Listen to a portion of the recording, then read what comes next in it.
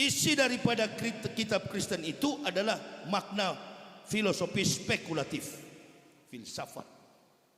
Makanya agama Kristen itu bukan agama samawi. Agama Kristen itu adalah agama filsafat.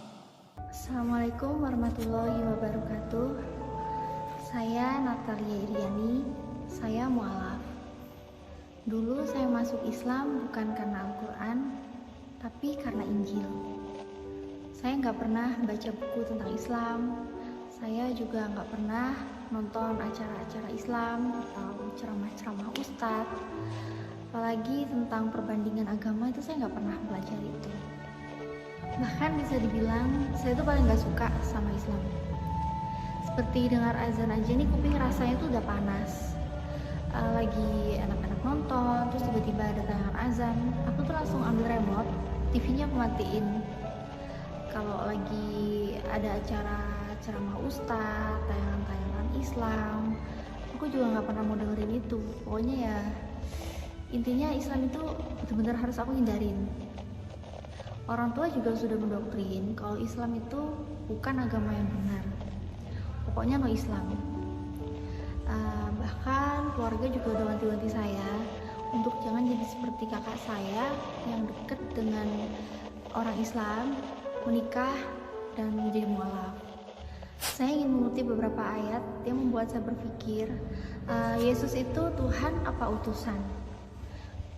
Ini yang pertama saya lihat di Markus pasal 12 ayat 29. Jadi gini ya,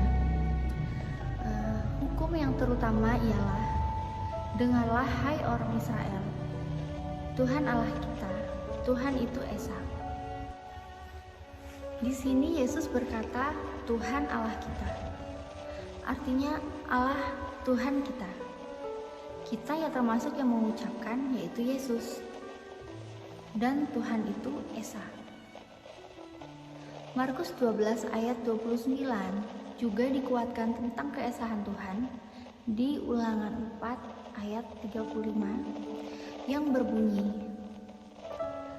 engkau diberi melihatnya untuk mengetahui bahwa Tuhanlah Allah, tidak ada yang lain kecuali Dia. Jadi nggak ada yang lain kecuali Allah. Sudah simak ya teman-teman ya, bahwa kesaksiannya mengatakan dari surat Markus 12 ayat 29 dan juga Ulangan 4 ayat 35. Dua ayat inilah yang membuat saudari kita tertarik kepada Islam sehingga meninggalkan kekristenannya, seperti itu ya kesaksiannya ya, karena menganggap bahwa Yesuslah yang menuntun dia menjadi seorang Islam, seperti itu ya. Nanti kita akan cross check ya teman-teman ya, dua ayat yang diandalkan untuk saudari kita menjadi mualaf ya.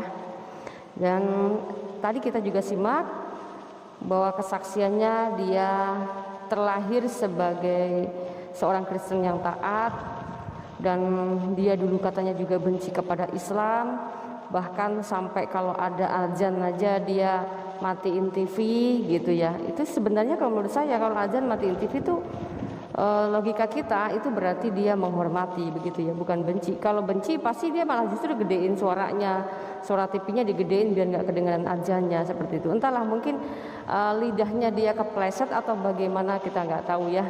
Yang ya mudah-mudahan itu bukan rekayasa dia ya, tapi kesaksian murninya dia begitu. Karena setiap kesaksian itu akan diperhitungkan dia bohong atau tidak masalah, tapi setiap kita tidak boleh menghakimi bahwa dia bohong atau tidak, seperti saudara-saudara kita yang menghakimi orang para murtadin ya. Teman-teman Islam kita banyak yang tidak terima kalau ada murtadin yang berlatar belakang daripada muslim, itu kayak nggak terima, semuanya dianggap bohong, tidak apa-apa.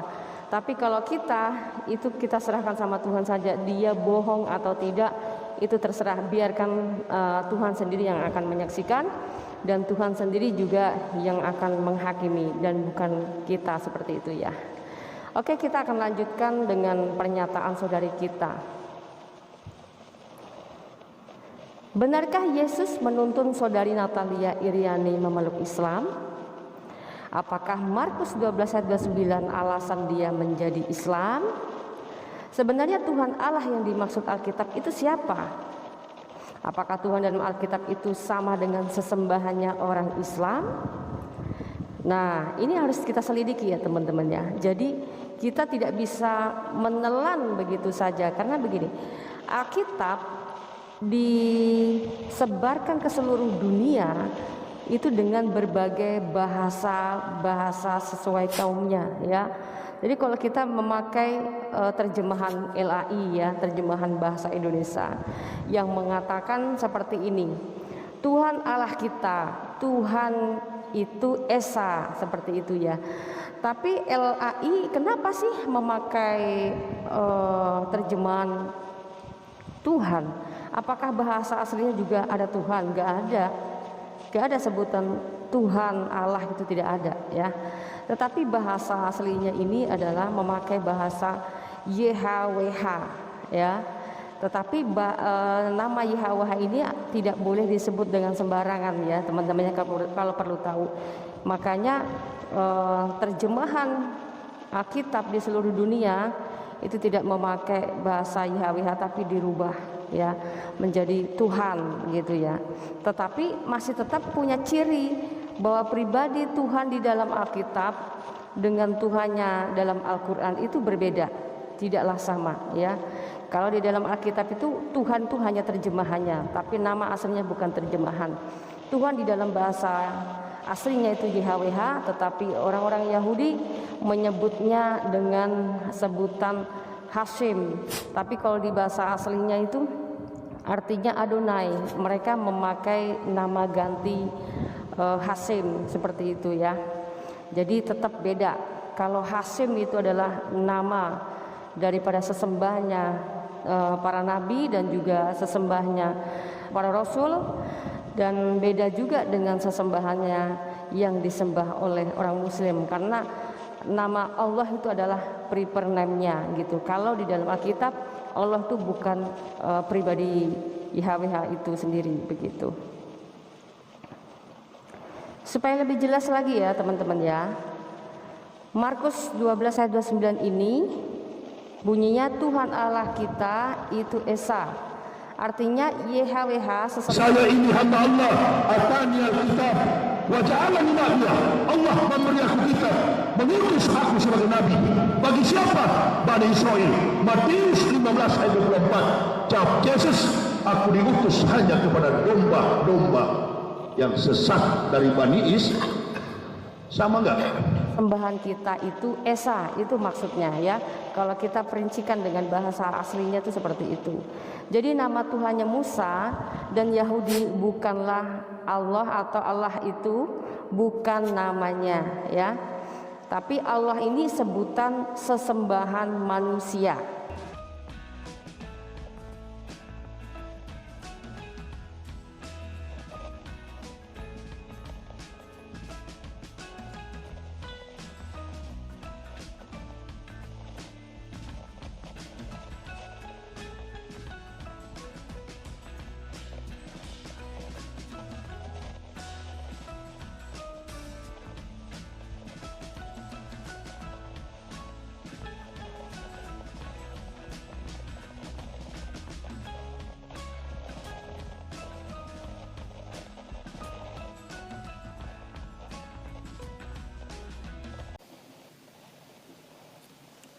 Lalu kemudian sejarahnya dirubah.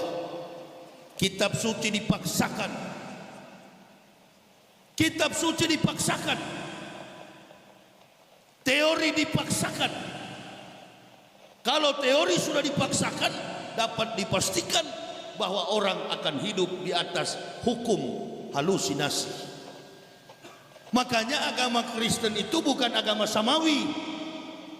Agama Kristen tidak ada hubungan dengan Nabi Isa. Agama Kristen tidak ada hubungan dengan kitab Injil. Agama Kristen itu adalah agama filsafat. Makanya ada pendeta yang mau melawan saya, innalillahi